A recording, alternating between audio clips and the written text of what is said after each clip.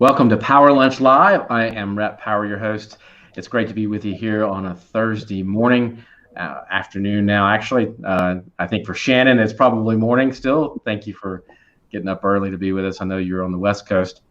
Now, the point of the Power Lunch is to have today's best-selling authors, thought leaders, executives, people who are doing amazing work in the world that we can all learn from. Now, that's the whole reason why we do it. We do this, and you can actually ask your questions on LinkedIn Live. You can ask your questions of our guest. We encourage it. So please get on and send your questions to us, not only on LinkedIn, but we also broadcast on Facebook, YouTube, Twitter, I think probably some other things, a couple other platforms. But ask your questions. We'll monitor those channels and try to ask your questions so that you can get to the answers you need to get better. Now, if you like the program, give it a like or share.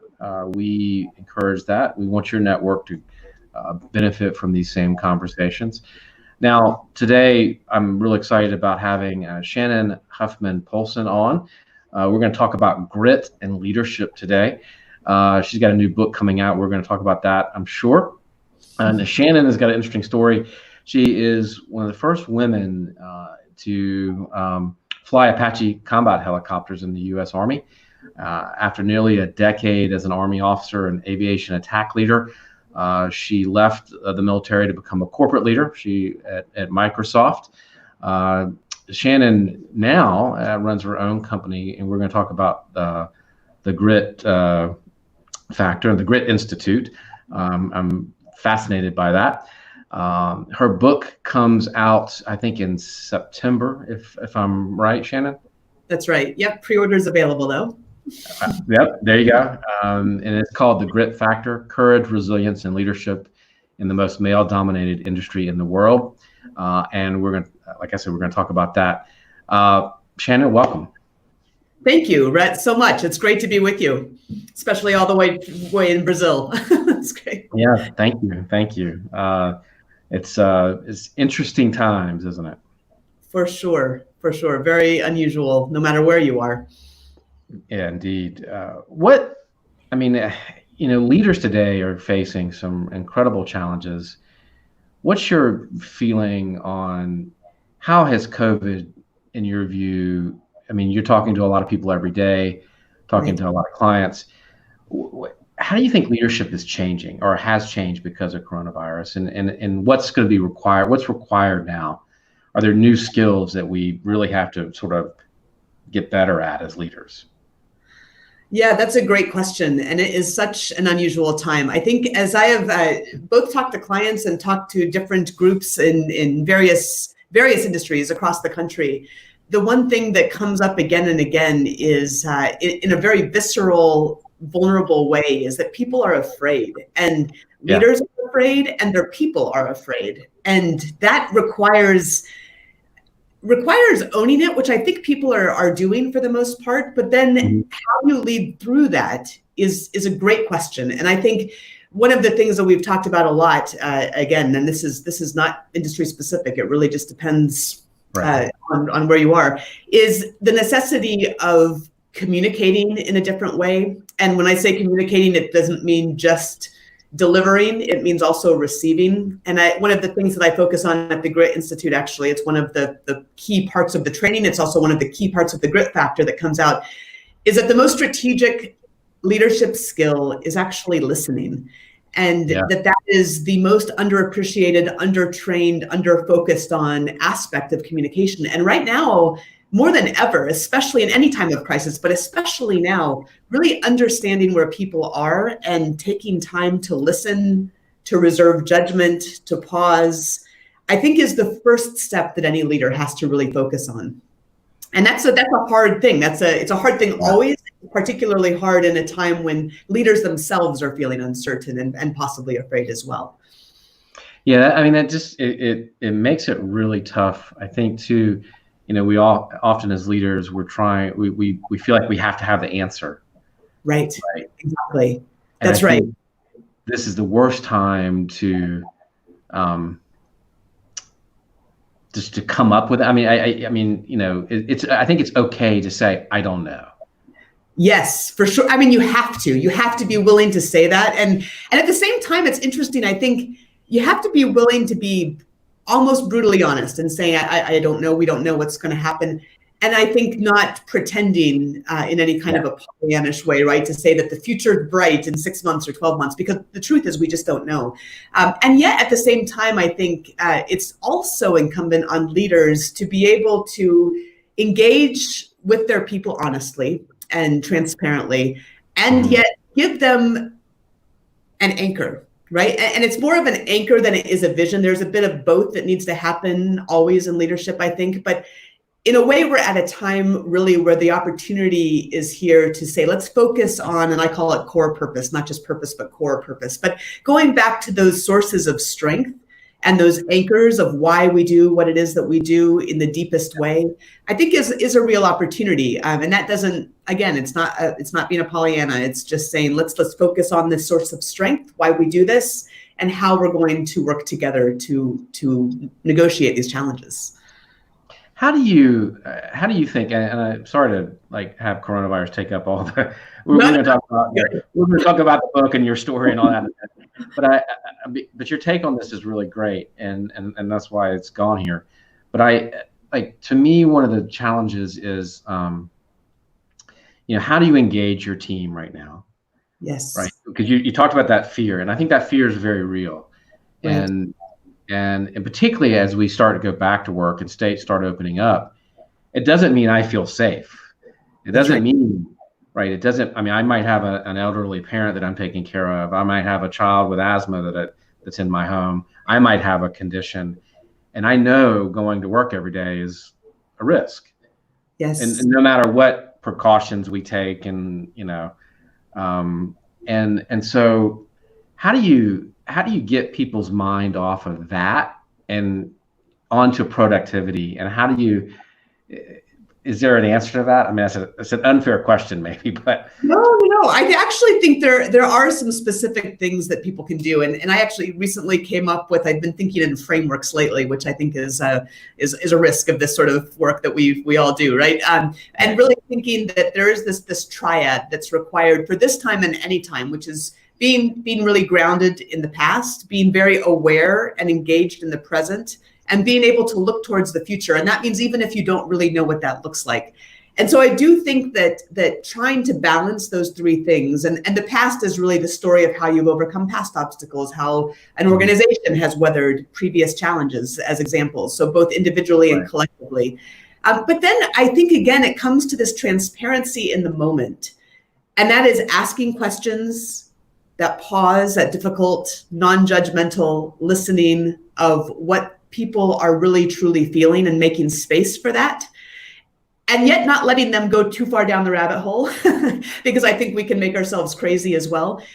So the other part of that is, once you've understood people's concerns, whether it's for their family, whether it's for the future of their professional life, whether it's for their health, because I think there's so many different things happening right now.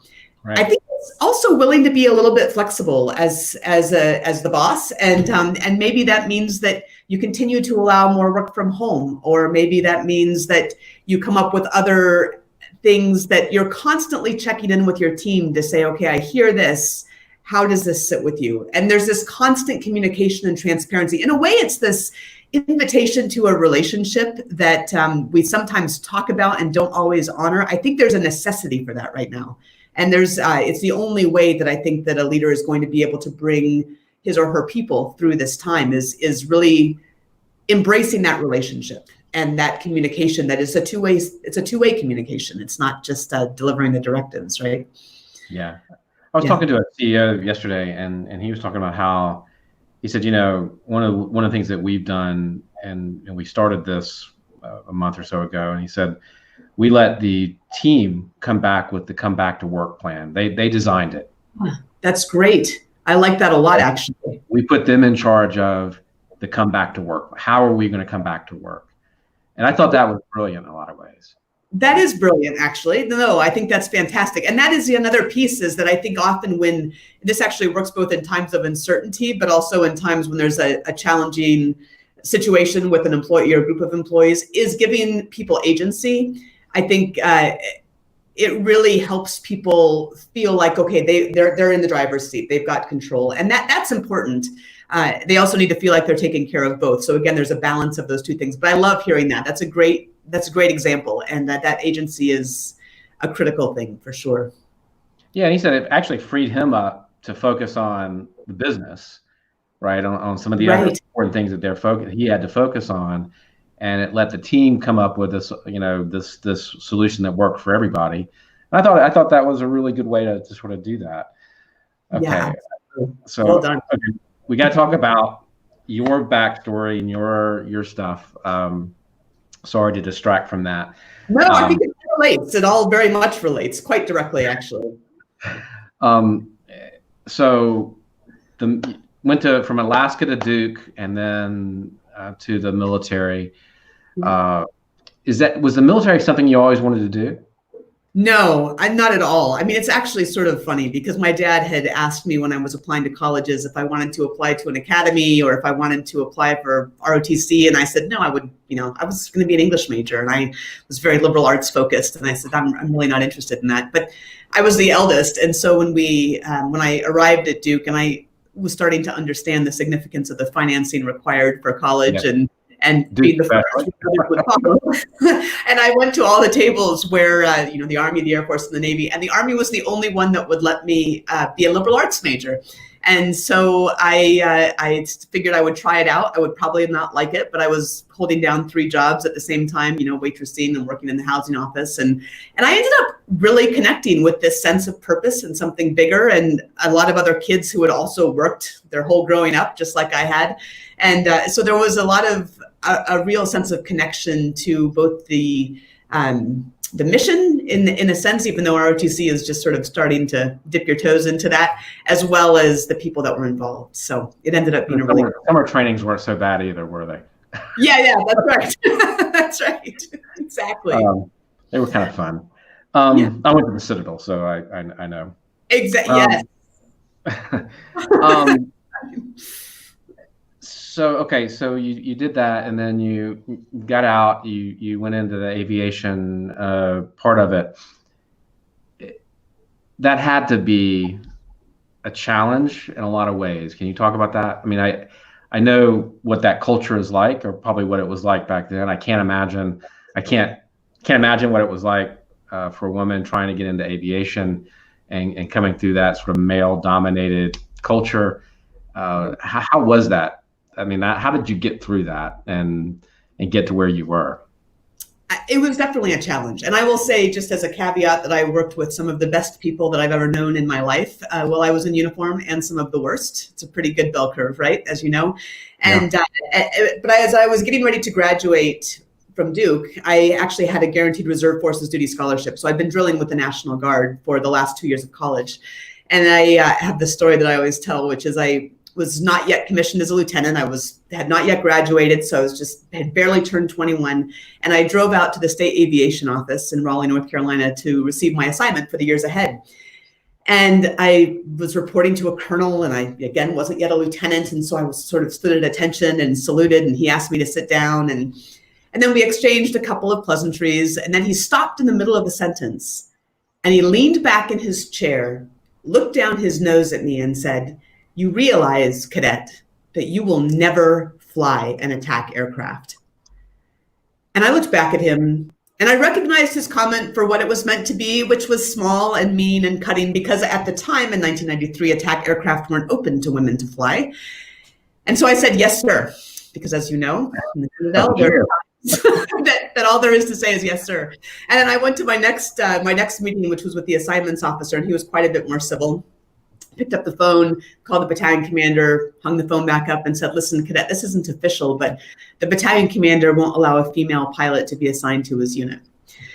So I said, "Yes, sir." And I went back to the ROTC detachment on the campus of Duke University and asked for a transfer out of the National Guard and onto active duty. And my dad always said that the Army got the last laugh on that one. But that spring, around the time of graduation, Congress changed the game completely and lifted the combat exclusion clause. And suddenly every aircraft in the inventory was open to women and men to fly. And so I thought that the sky was the limit. And I reported to Fort Rucker, Alabama later that year to the initial entry Rotary Wing and Officer Basic course, graduated as an honor graduate, and then earned and accepted a transition into the Apache attack helicopter.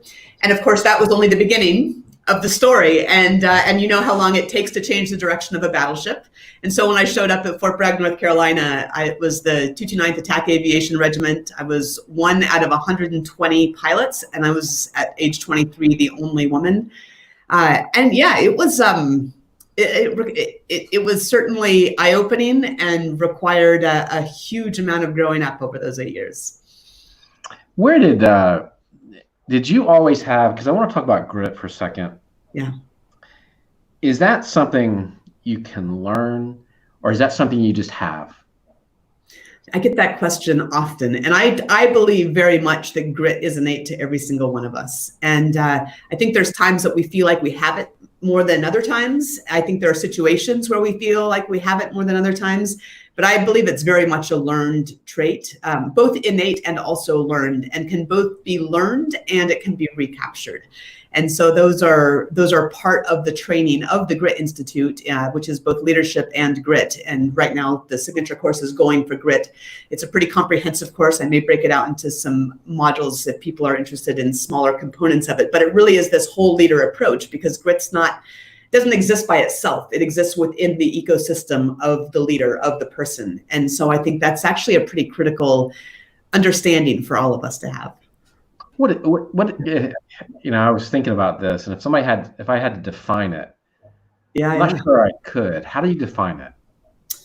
Well, the premier researcher I wrote, of course, is Angela Duckworth, and she would define it as passion and perseverance toward a long-term goal. I have thought of it as dogged determination in the face of difficult circumstances. I like that. A lot less PhD-like, but I think very much reflective of my experience. And yeah, so there's a doggedness to it, and an utter and complete commitment. And I think both of those are real critical components.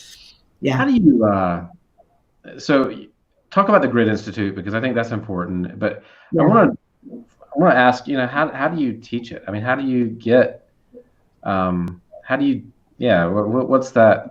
Because I definitely want more on that.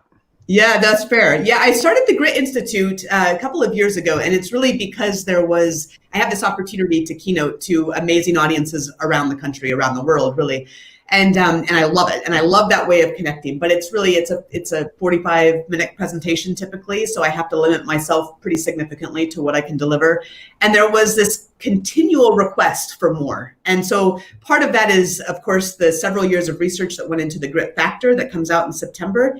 And it's also what informs the training, this Going for Grit, that is part of the Grit Institute. And the Grit Institute it's a leadership development institute that is devoted to ethical and whole leadership.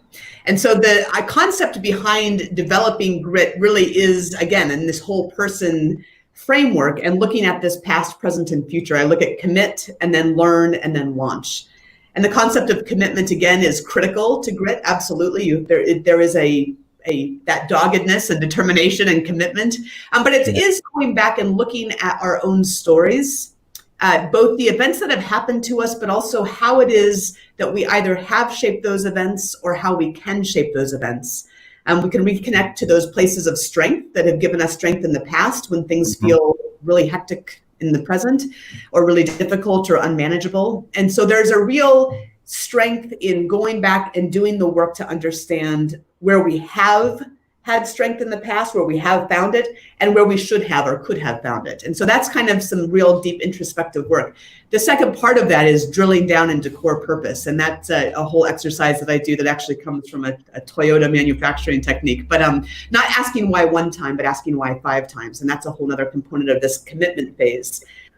So I really think that anchoring in the past in a meaningful and in a tangible way is really critical to the engagement in the present. And now that engagement in the present, there's lots of things that we can do to increase our resilience. And part of that is how we work with other people and how we build our teams. None of us does this alone, as you know.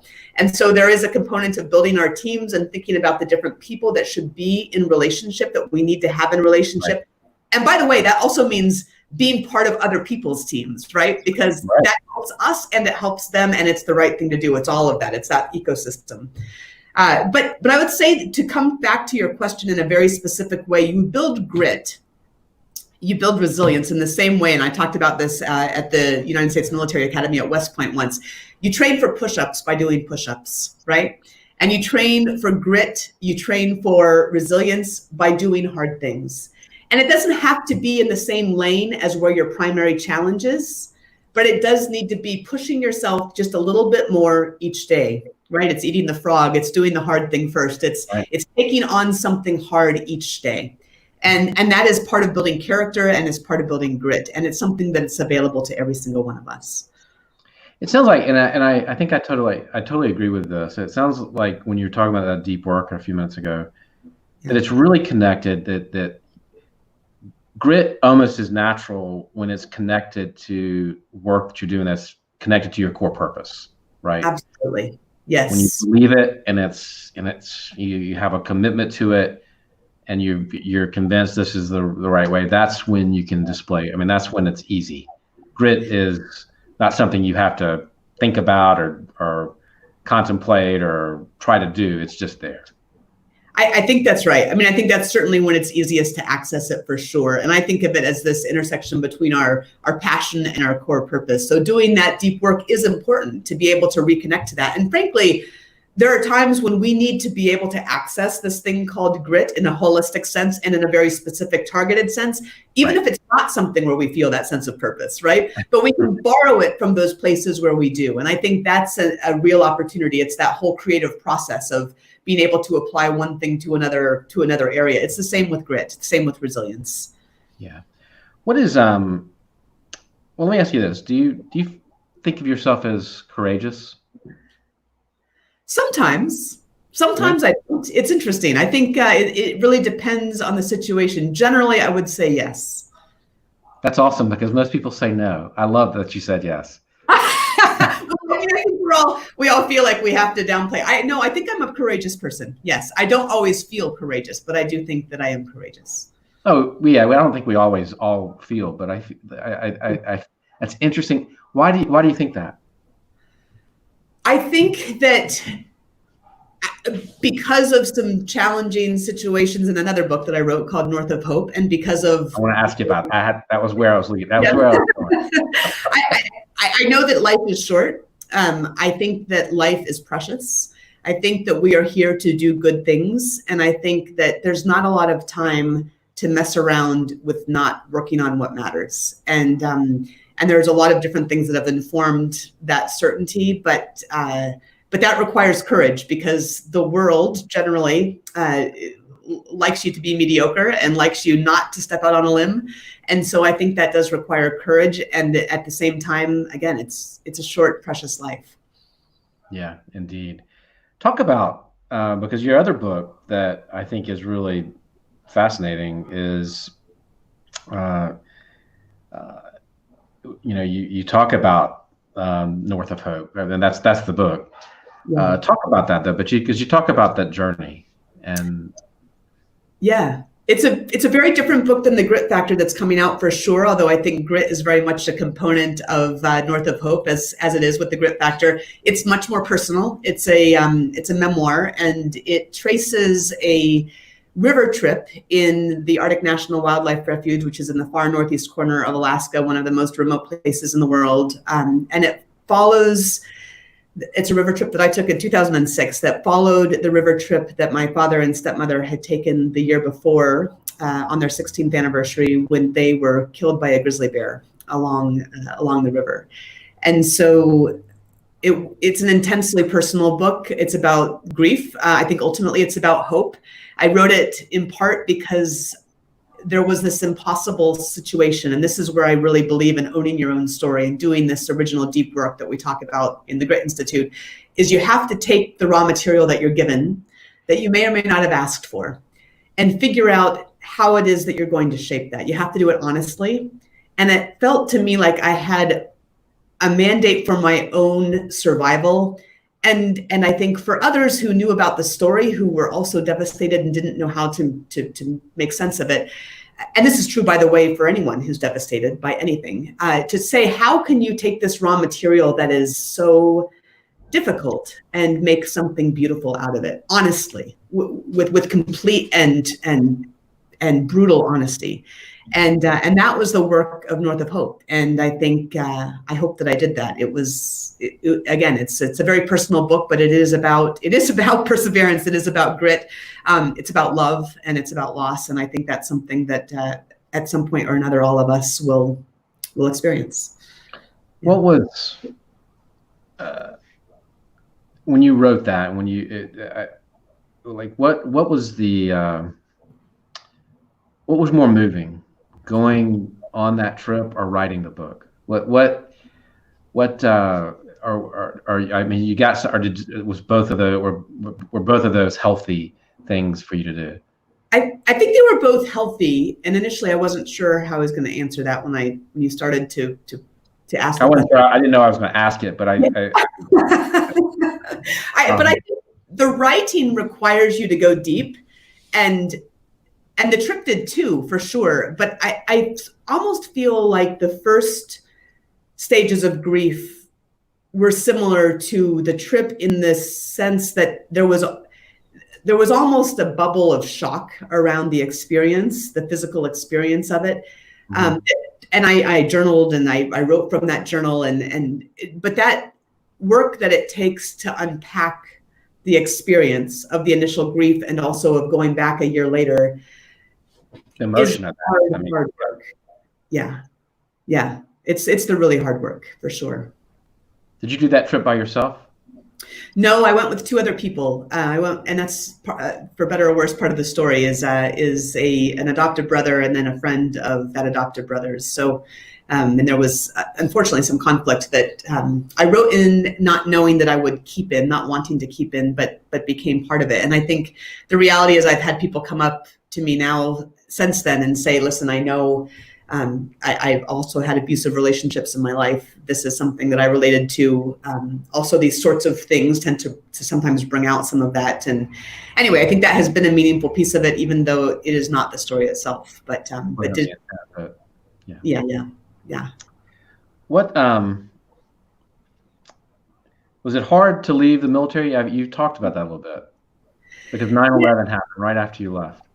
Right. Yeah, it's interesting. I was very connected to the mission and feeling like we were doing important work. And I was between the deserts, I like to say. So when it was 1993 when I entered, and it was 2001 when I left. And so my deployments were to Bosnia, which was a peacekeeping operation, which felt very much like we were doing really important, good work. And also to Korea, which at the time in the late 90s, Madeleine Albright visited a year after I was there and said, this is the most hostile border in the world. So they both they certainly had their share of tension and concern, although I want to give incredible deference to the people who have been doing the work over the last 15 and 20 years. That's a whole other things. But I was fortunate in that I didn't have any conflict with what we were doing. And I think people in the last 20 years have been in a trickier position to have to explicate the work that they're doing and the commitment that they have with the world affairs. And so I was fortunate in that regard.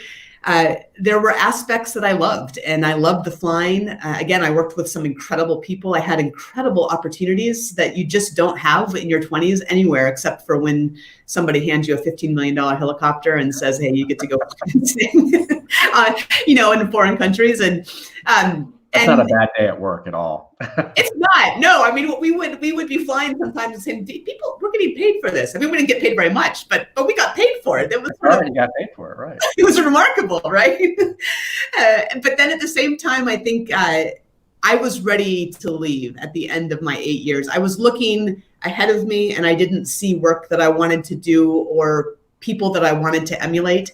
I saw no women ahead of me in any place. And so that was, I think, relevant in terms of the need for role models and the need for bringing people up in different positions. But I was definitely ready to leave. My last assignment was an echelon above Corps headquarters. Again, I got to work with some great people there and some not as great people, but it wasn't meaningful work to me. And I knew when I had arrived that I wanted to get out, and I told the general who was in charge that I was planned to do my year and then move out, which was not, which is never something that people want to hear. And so he actually came to me and said, what would it take to keep you in? And I said, well, a second command in the CAV and a foreign area officer assignment. I know your wife is in foreign service. Yeah. And, you know, if a general asks you that, it usually happens. And so I actually received my orders for Fort Carson the same day that I received my acceptance to the Tuck School at Dartmouth, which I had applied to from Kuwait. And it was hard. I still feel guilty about it because he had asked and I had told him and he delivered. And at the same time, I knew that people pulled, it's the needs of the Army always, right? It's not your career. It's not, with all respect. I think things are a bit different now. So I will just say this is a couple decades ago. And I knew that I was going to get pulled back to be an XO in Korea in the middle of, you know, language training or something like that. And that general wasn't always going to be there. And ultimately I wanted to have control over my own life. And I think it was very much the right decision, but it was very hard to leave in August of 2001, arrive in New Hampshire at business school where I really did not know my way around a spreadsheet and then have September 11th happen. And I remember watching the TVs up above in the mailroom with another classmate who was a Marine. And both of us were talking about, do we go back in? I mean, we feel like we know how to do that work that needs to be done right now. And classmates were talking about the hockey game or whatever else. Nobody really knew what was going on. And, right. And so there was this sense of needing to be there or that we should have been there. And I remember talking to my dad actually about this. And he said, you know, you did your 8 years. You let somebody else do theirs. And you start to realize that you're actually not that important, that the Army is a pretty big place and they'll do just fine. And so it was a difficult transition, I will say. Also moving from that deep core sense of purpose, right, to something that's not quite that always, right? And so you hadn't had time to figure that out yet either, right? You weren't there long enough to have figured out why you were really there and what it was going to lead to. Exactly. It felt like this selfish, you know, self-indulgent education, which in a way it is. I mean, education is an investment in ourselves. And in the military, you're so trained to not think of yourself. You're trained to think of yourself as part of the whole. And so it was very challenging to make that transition for sure. Yeah, I imagine so. What do you enjoy most about what you're doing now? I mean, I know you mentor people. You get to have you've got an amazing network of other leaders that you work with. What do you most enjoy? What gives you that same sense of purpose and mission and? Right. Yeah, I think it's twofold. One of them is that I have the opportunity to take learning, and these are not just my own learnings, by the way. So when I was doing the research for the Grit Factor, I had a young lieutenant come to me and ask me to be her mentor. And I said, okay, I'd love to be your mentor. And then I thought, oh gosh, I've been out for 15 years. You know, how do I scale the advice I can deliver to her? And also, if I do that work, scale the people to whom that can be delivered. And so that's really the genesis of what became the Grit Factor, interviewing 3 dozen women in the vanguard of their military fields. There's general officers and a submariner and a combat rescue swimmer and an Army Ranger and many, many, many more. And so I'm really, for the Grit Factor, synthesized those experiences, those learnings with the most current management and leadership research to be able to deliver that. And the reason for that, which also informs the Grit Institute, is being able to say, how do you scale this advice, scale these experiences in a way that makes sense from a narrative perspective as well? Because we really receive information in the form of story, right? So being able to deliver that in tangible ways that change the way that people are able to operate in their own lives, in their own businesses, as leaders at whatever level they are. And that's incredibly meaningful for me to be able to do that. That's something that I'm incredibly grateful to be able to do. And the second part of that is saying, you know, women don't tell their stories enough. Women don't get out there enough. And so number one, being a woman that's able to get out and do that work and also share the stories of other really remarkable women leaders who are, frankly, you know, we're conditioned not to tell our stories. And I think that not only women need to hear those stories, but men need to hear those stories. And we learn from the leadership of all of us. And so really adding to the body of that has been an incredible honor and I think responsibility as well. So a deep purpose in both of those areas. What did you learn You said something a few minutes ago when you were talking about the general that actually helped you. You would have gotten the assignment you wanted. Right. Was there an important lesson in that about asking for what you want? Yeah, I think there is. I think, well, it's twofold though, right? It's, I think, be careful what you ask for and ask for what you want. At the end of the day, I still feel a little bit embarrassed that he asked, and it wasn't a flip answer, and that it was what I would have wanted to do if I had stayed in the military, but it wasn't giving enough thought to, if he does this work for me, and I don't know how much work it was for him, but it was something, right? Then there is some obligation in some sense, right? And so I think that's the piece that I don't feel good about still today. At the same time, I do think it's absolutely critical, and this is one of also the findings of the grit factor. It's also advice that Major General Dawn Dunlop, I always share this in my keynotes for her. Mm-hmm. She's this incredible leader. She's a test pilot and everything in the Air Force Inventory, recently retired. But and she will say that you have to, as a leader, as a young leader especially, but anytime, ask for what you want. And never assume anybody knows what it is that you want. And the second part of that, I will say, which is a gender thing, and it doesn't have to be, but is that women tend to only ask for what they want when they're about, and the studies support this, when they're about 120% qualified. Men ask for what they want, again, the studies support this, when they're about 50% qualified. So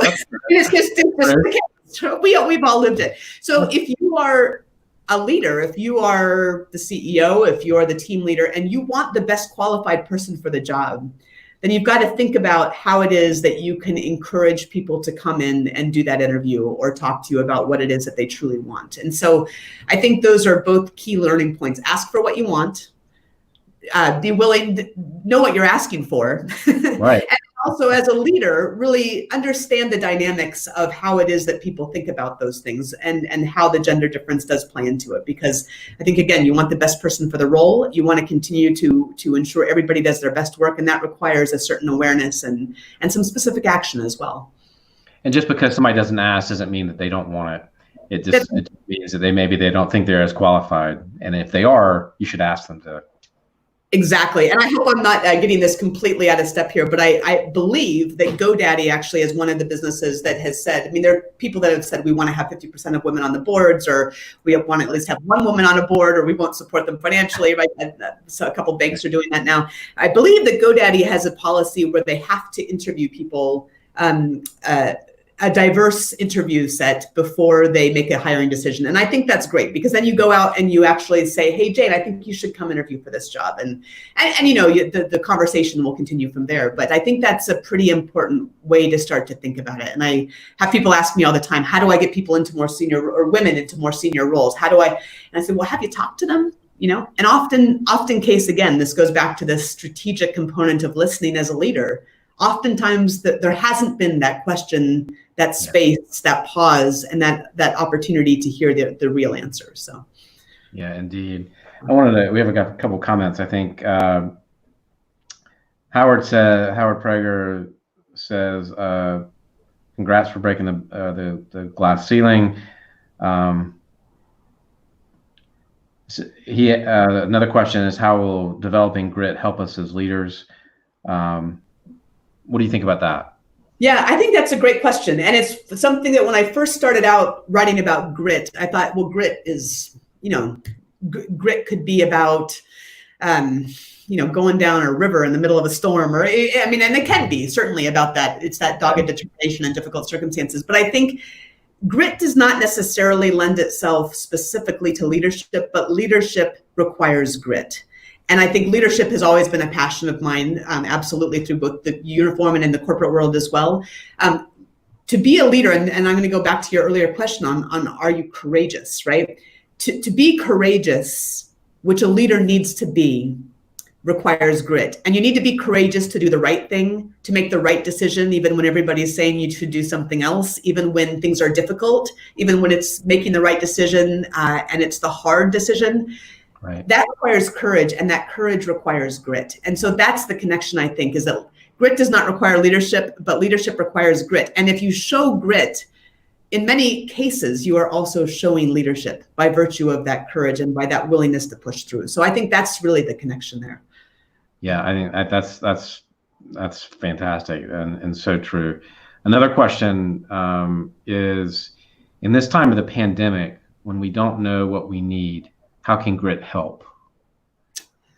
Ooh, that's good. That's a great question. When we don't know what That's we need. tough. Yeah, that is tough. I would say that is, well, grit helps because it's pushing through, right? But again, grit, I think you have to think of grit more holistically.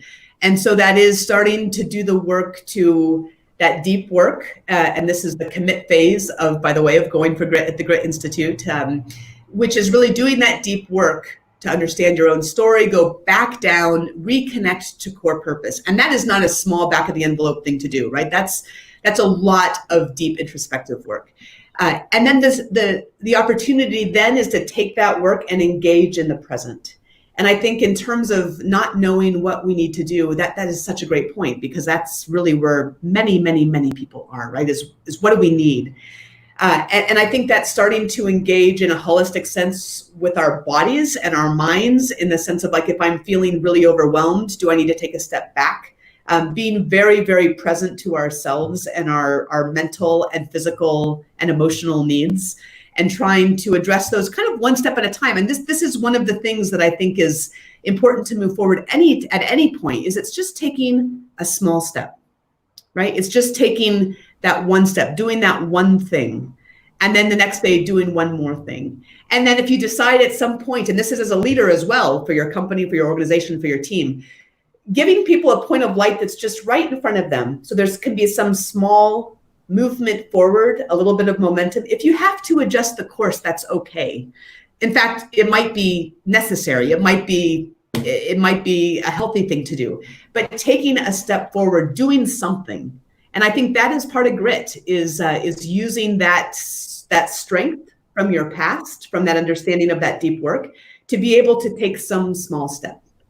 And then to be able to be present enough to decide whether or not that step is moving in the direction that you want to move. I think that's the work that we all have to do right now. And it's uncomfortable because it's not quite as vision oriented, as we're used to being. We want to have that big shiny vision up there, and we don't have that right now. And so it is getting through things and maybe looking forward to some small things, whether it's a Zoom call with your mom, or whether it's a family dinner, making something special. Looking forward to these small things and these small steps is what we have the opportunity to do right now. And that actually can be a huge blessing as well. It can be. And I think too, it's about showing your team that you're moving ahead, that you have this sort of deep determination to make it work, to get through this, no matter what. And I think, when you truly believe that, and that it's very visible that's how we're going to all get through this. Yes. I think that helps people feel better about, at least in a little way, they're where they are. One other last question is, what is your feeling on failure? This was a question from I think from Facebook. How do you embrace failure? I will say the answer should be yes. That's the courageous answer, because failure is necessary. And I think that you can't succeed unless you're willing to risk failure. You have to be willing to go out on that limb, to be courageous, to take those steps without knowing what the future is. And that means that there are times that you're going to fall down. And I have done that. I have fallen many, many times, whether it's in personal or professional expectations. And failure is necessary. What I like to say, that doesn't make it easy. Nobody likes it. Right. And at the same time, you have to be willing to fail in order to take the risks to be successful. And I like to say that it's not failure that matters. It's what you do with it that counts. So you have to be willing to be courageous enough to embrace failure. You don't have to like it, but you do embrace it and say, okay, this didn't work. How do I get back up and then continue forward with possibly a slight course adjustment?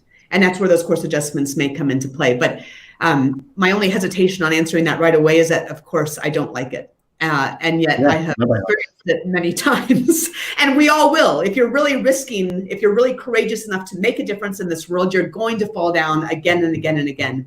And the key is to get up one more time than you fall down, right? So just remember that it's not failure that matters, it's what you do with it that counts. And that is, as a leader, creating a culture as well, where innovation is possible, means allowing for failure and saying, hey, this didn't work. Let's celebrate that. Now, how are we going to do something different this next time? And that's what creativity is all about as well, is repeated failure until you finally get somewhere that's pretty exciting. And you can never get there without first going through those times where you fall down. So not fun, but important.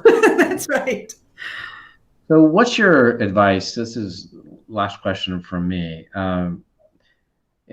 What is your advice to young women who are ambitious and want to be leaders and want to have amazing careers and want to do amazing work in the world? What would your advice be? And I know you mentor a lot of people, but what would your advice be? Well, the very first piece is to believe that you can. And I know that sounds possibly like a small thing, but I think that's the important first step, is to believe that you can. And that you deserve it, right? What's that? And there's that you deserve to be. You deserve to be in the race, absolutely. And it's interesting though, the second part of this that I would say is, and if this is because I had a chance to speak to a group of really outstanding young women Duke engineers last summer, and it was a gathering in Seattle. They were all working in the tech fields around Seattle, and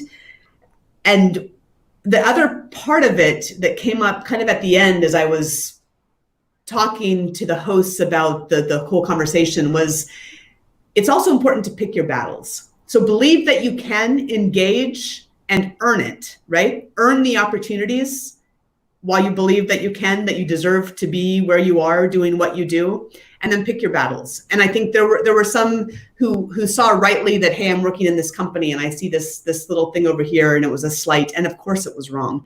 And I was like, pick your battles, stay focused and get as much experience, get as much hard experience as you can very early on. It gets harder and harder to have time for that, harder and harder to find those opportunities as you get older, and that time goes very quickly.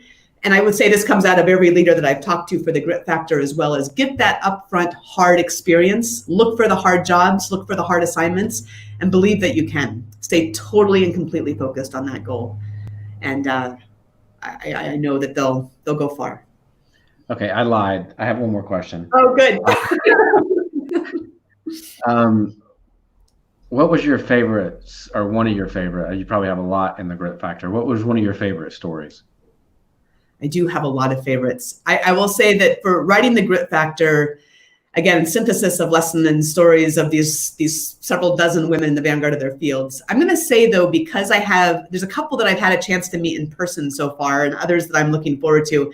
And I say this is one of my favorites. How about that? Because there are many. I won't put you on the spot. That's fair enough. Yeah. Well, I actually realized that I was early on that I was interviewing a lot of very senior leaders, and I wanted to circle back and interview some that were more junior, in part because they're more in the dirt, they're in the field literally. And one of the women that I had a chance to interview and then meet actually when I was at West Point was Shay Haver, who's one of the first two women to graduate from the Army Ranger School. And she is, I know you shouldn't comment on somebody's looks, but she's this beautiful woman, incredibly articulate, incredibly bright, tough as all get out, as you can imagine. And she was willing, I guess one of the things that I most appreciated about her story was that she was willing to be vulnerable, and she was willing to share the real fears that she had. And I think that is important for us, to be vulnerable and to share those stories in a really honest way. And again, as women, I think often we're conditioned to believe, or at least I have been, that if you share those in that way, you'll be taken less seriously. And that may sometimes still be the case. And in fact, it's clearly often the case. But she is not someone that you could question. She's done the work. She's earned it 100% and more. And she was willing to share her story with such candor and vulnerability at a time when she was in the field. And you're going to have to read it to read her story. But it really was an honor. And I will say it was an honor to hear every single one of these people's stories. Some of them were really going to some hard places. And I think those are important lessons for us to share and to learn from. And I again feel like this book should have been in the world a long time ago, because when I hear breaking the glass ceiling, women have been doing this for a long time. We just don't tell those stories. And back in the 90s, the internet wasn't a thing. And I didn't hear about the WASPs of World War II that had flown every single plane in the inventory and trained all the men, right? I mean, so we don't tell those stories enough. And so the opportunity to write this book and bring those stories and lessons forward is absolutely an honor. And it's a book that should have been out there 2 decades ago easily, but an honor to share it. And I hope you'll enjoy it. Thank you. Well, I hope we do too, and I look forward to getting a copy when it comes out. And they're going to be able to get it at Amazon, I'm assuming. You can get it at Amazon, IndieBound. You should be able to pre-order it anywhere, any outlet right now. Absolutely, yeah. Fantastic. Yeah. Thank you so much, Shannon. Thank you, Rhett. Really wonderful to be on here with you. And thank you guys for spending an hour with us here today. And I hope you enjoyed your lunch. Hope you got to eat while we were chatting. And have a great day. Stay safe and stay healthy. And we'll see you next week on Power Lunch.